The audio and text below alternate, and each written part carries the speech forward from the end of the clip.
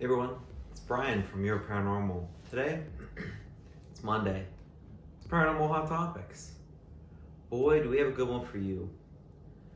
You know, we talk about Ouija boards, we talk about crisis apparitions.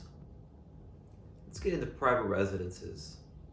There is a crazy phenomena where when you talk about ghost hunting, paranormal research, paranormal investigations,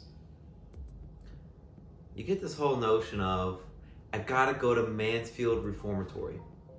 Gotta go to Madison Seminary. I gotta go to some big haunted prison. That's not the case. Personal and private residences. We like to call them private residences. One of our buddies who is literally in Your Paranormal research group here, with Your Paranormal. His last name is Cunningham, so we call it the Cunningham Private Residence. And we love acronyms here at Your Paranormal, so we call it CPR. CPR was, and still is, one of the craziest places we've ever been. And you get such a sample size from it because it's like a free investigation, and it's someone that we know. Okay, so let me take a step back. When I led my college group, I levied for, and we levied for so much funding from the university. We got so much funding, and we were able to rent out Mansfield Reformatory, all these crazy prisons, crazy stuff. What a wonderful experience. But also what we did was we looked for free investigations, private residences. Number one, they're free. And if you have any investigation fees, hey everyone, chip in $15 for gas and jazz, batteries, whatever. If there's 10 people going, it's $150 in your pocket for your group. So most of the time, if it's not like a college group, you're just using that cost to cover the cost of the investigation. Like if it's $300, 10 people, well, instead of it being $15, it's $30, and all that goes towards paying the investigation. But if you have a small investigation fee, like, hey, the minimum investigation fee is $15. Everyone chips in $15. Not only is it cheaper for your members, or you could potentially just give them a free investigation, but all the money, if you do charge them, or you do have them chip in, goes to your overall budget and your overall account. It's so important. So that's the first thing that's really cool about private residences. The second thing is you're actually helping someone. Yeah, you can rent out these crazy prisons, and it's cool. Or, haunted hospitals, everything.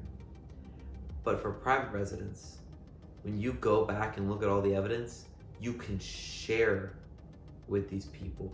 You can create a relationship with these people. Yeah, this is our second or third time coming back to this private residence. This is what they said happened beforehand. This is what happened during the investigation. This is what happened after our investigation, and now we're coming back. You can get a full report. You can make a full story out of this.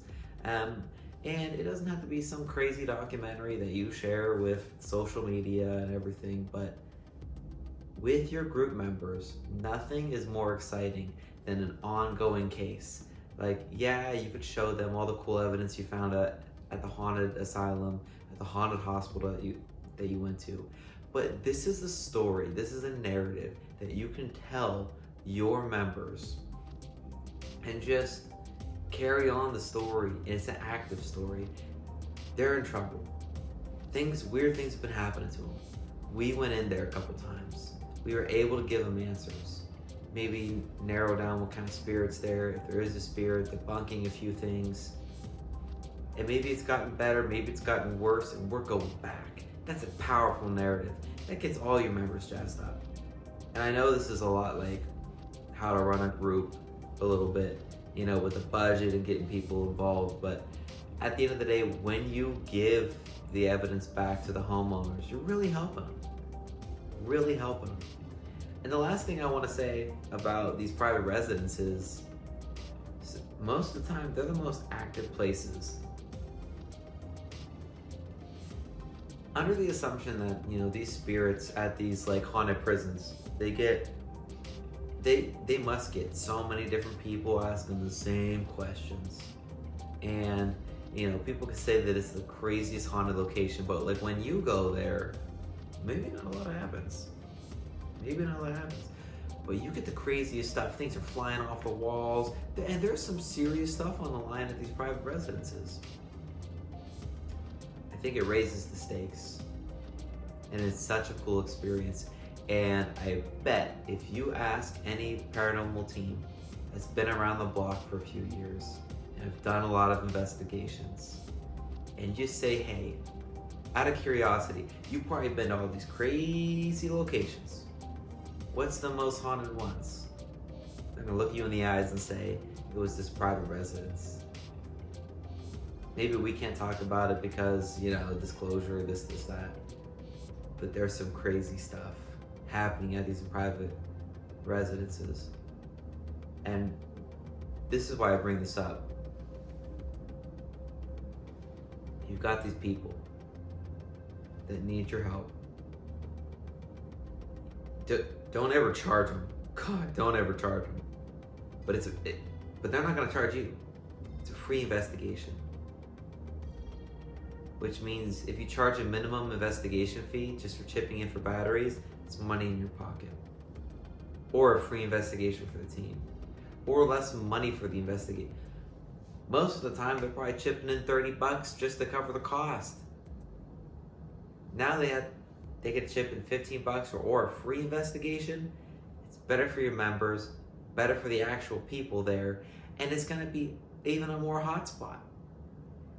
You could teach these people, and there's probably going to be no, time restrictions, because the homeowners are probably going to stay at someone else's house.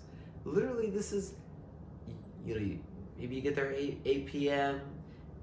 It could be relaxed. You could be doing a bunch of debunking with like your new members. As you can tell, I'm pretty passionate about private residences. I guess the feeling you get when you give them the evidence back and say, hey, you're not so crazy. There's some things happening at your house that's not so normal. We went around and we checked the heater and we wrote down that, this is the sound that the heater makes, that the fridge makes, that this is most likely the house settling. But here are some anomalies that are very interesting to us that we don't think are so normal, that rather we think is kind of paranormal. And just for them to say that, oh, this makes me feel better that it's debunked, or oh, it makes me feel better that I'm not going crazy. There's some cool stuff. There's so many wins across the board. Our challenge to you is, if you have a group and you haven't been doing some paranormal private residences, you need to be doing some paranormal investigating on that end more in 2020. Go help your community out. Now, I'll end with this. There are a lot of cases out there where people post their cases and there's a lot of trauma and a lot of things going on outside of the paranormal that might cause this. If you're a new team, make sure you only go to a private residence that you know the people.